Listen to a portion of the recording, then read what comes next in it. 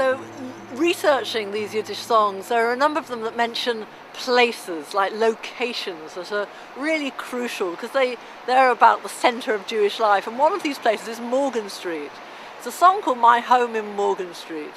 And it's interesting because I go and ask EastEnders, do you know Morgan Street? And they go, yeah, Morgan Street Market. Yeah, we know Morgan Street Market. And I say, well, where was Morgan Street Market? And they go, well, it was off Commercial Road. And I go, yeah, well, where was it off Commercial? Well, you know, it's off Commercial Road, opposite the Palais, the Grand Palais.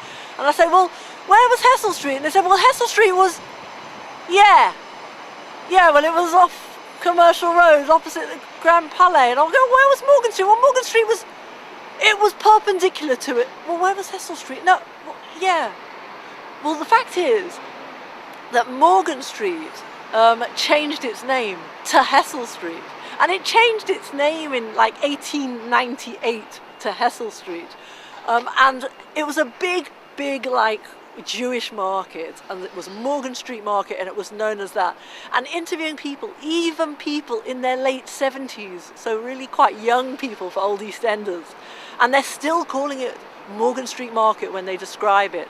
So in the 20s, they were calling Hessel Street Morgan Street, even still. And obviously, it was also called Hessel Street. There was a very famous poem by Maya Selnicker called Hessel Street. And so this street is called Morgan Street, it's called Hessel Street, it depends who you ask. It's Morgan Street Market. And it's a lovely song. It's called My Home in Morgan Street. Es ist mir wohling geht. I'm very happy. Although it reeks of stinky old fish.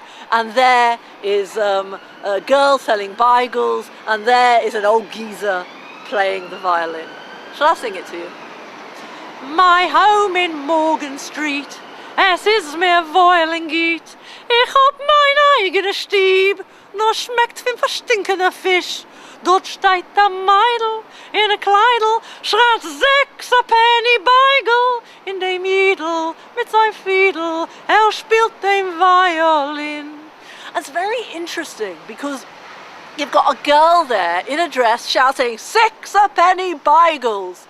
So I thought, I want to try and work out what date this song is. And I thought, okay, I can't work it out from when the name changed from Morgan Street because I know that people were calling it Morgan Street later. So I could try and date it from when bagels were 6 a penny.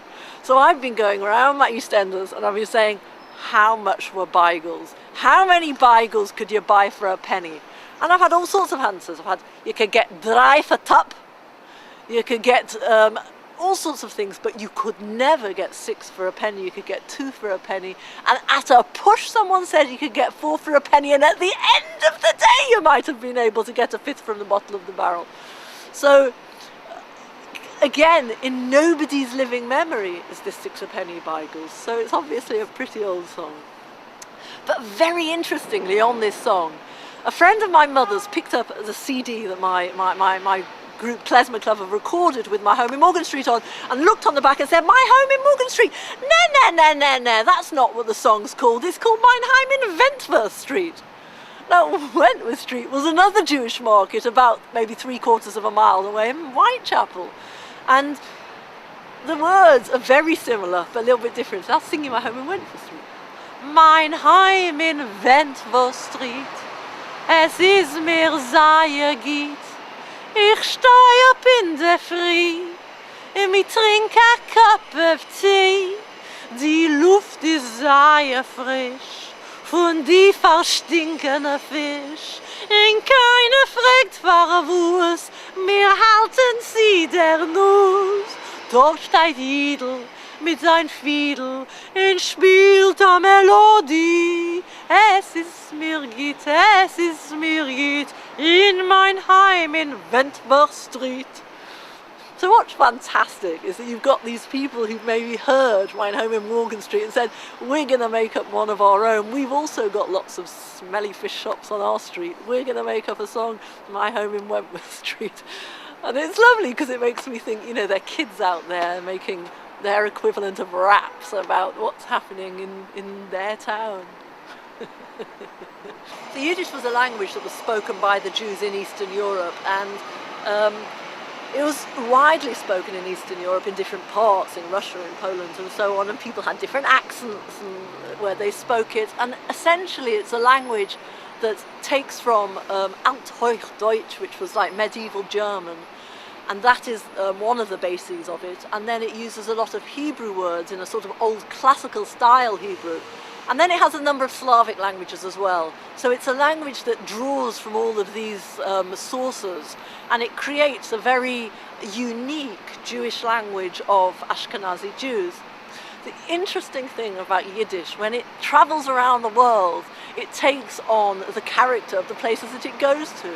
So the Yiddish that is spoken, or was spoken, in London and in the East End was a very sort of like English Yiddish, if you like, and it has a lot of English words that come in and that come into the songs, and it has that flavour then, and it's very different to, for example, New York Yiddish, which has a very New York flavour. And our Yiddish, our Anglo-Yiddish, our London Yiddish isn't as well known, but it certainly is very English and very ours. And I think finding that history within the Yiddish has been like just a real opener for me, and it's very, I guess it is very much the basis of our Anglo Jewry as well, that where we come from, but then we're here and we have that involved with our Yiddish. I think that the songs capture bits of social history, and because they're in Yiddish, they have this sort of mixture of old in them, which, because they must come, they're very early, they come from the 1890s, so they have a mixture of this very old world, and then with those English words that creep in, so it's sort of a mixture of old world, new world, and those grimy bits of history that you wouldn't necessarily think about that come up in songs that children want to skip to, or they want to laugh at old Solomon Levy playing his violin on the street. So they're not necessarily pretty songs, and they're not necessarily very poetic songs, and the tunes are sometimes complete nonsense. I mean, they're just taken from something.